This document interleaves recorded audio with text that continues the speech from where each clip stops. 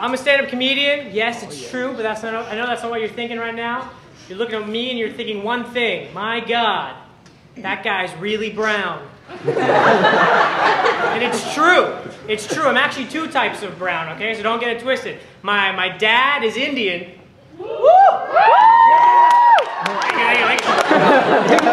And my mom is Persian. My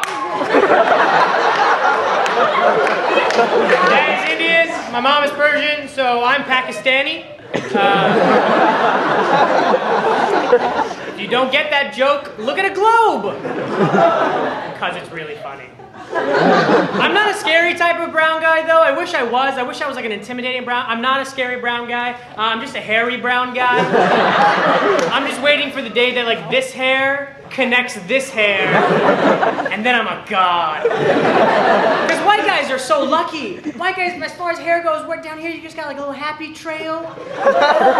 That's all you got, a little happy trail. I don't have a happy trail. I have more of like a happy hike. I have like a happy 2-day camping trip. You start down here at base camp, and then you work your way up. You're tired, so you set up a tent. In the middle of the night, a bear attacks you. This happens every day on my chest. Girls are always like, take off your shirt! I'm like, why? It'll just look like I'm wearing another shirt. Let me leave this one on, I'm cold. I was on a plane recently, and I was not the scariest person on the plane. Alright, that shows you how not scary of a brown person I am. I was on a plane flying from Seattle down to Los Angeles, and halfway through the flight, the pilot comes on and goes, I'm sorry for the inconvenience, but we're going to have to land the plane in San Francisco. We're out of fuel. I apologize for the inconvenience. I'll talk to you when we're back on the ground. He gets off. Immediately, everyone on the plane started complaining. They're like, this is ridiculous. This is ridiculous. The pilot has to land the plane right now? This is ridiculous. This is ruining my entire day. Yo, the pilot just said that we're low on fuel. If there's ever a good reason to land a plane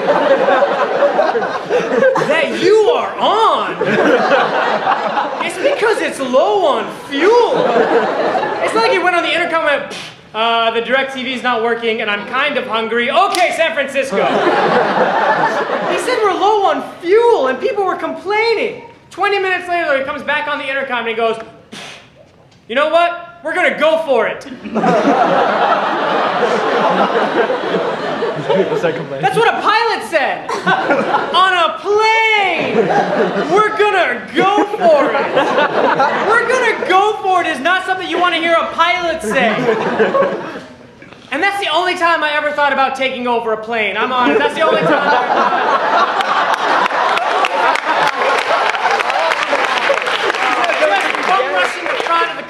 You land this plane right now. You just see the news the next day. Terrorist saves 200 lives. Would have been awesome. One time, though, I did get to scare a lot of people. I'd like to tell you guys that story. It happened in New York City. I was coming back from the gym.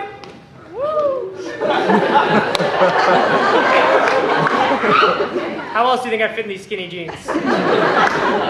Come back from the gym and I was in the subway station. I saw my train. I was like, ooh, I'm gonna make you train. I'm gonna get on this train. I swiped my little card, started running towards the train, and the doors started to close. This is when I decided to use my nice Indian brain right here and come up with a plan. I was like, all right, this is what I'm gonna do. I'm gonna take my gym bag. I'm gonna fling it.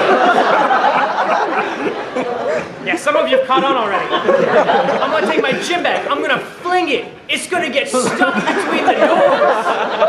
The doors aren't gonna close. They're gonna open, and I'm gonna walk on this train like a boss. That was the plan. This was the execution. I took my gym bag. I flung it. In the plan, I wanted to hold on to my bag. But what happened, I kind of let go. And my bag went into the train, the doors closed, and I didn't make it onto the train. For those of you who aren't following along yet, a sweaty brown guy just ran up to a train, took a black duffel bag,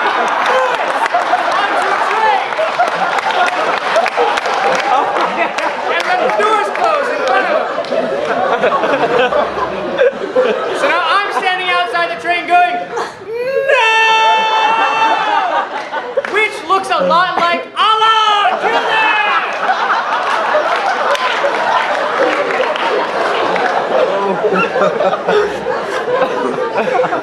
And you know when you've done something wrong, but you know there's no way of fixing it, so you kind of just start giggling? That made the situation way scarier. Because now everyone's looking down at my bag, looking back at me, looking back down at the bag, terrified looking at me.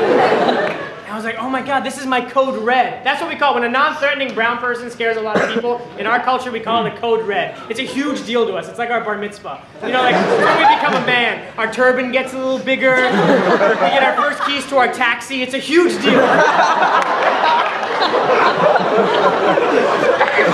So I was like, what can I do? What can I do to heighten this situation just a little bit more? How can I scare these people just a little bit more than what's happened? I looked at everybody at the train, I looked at my bag, and I did this. And I floated away.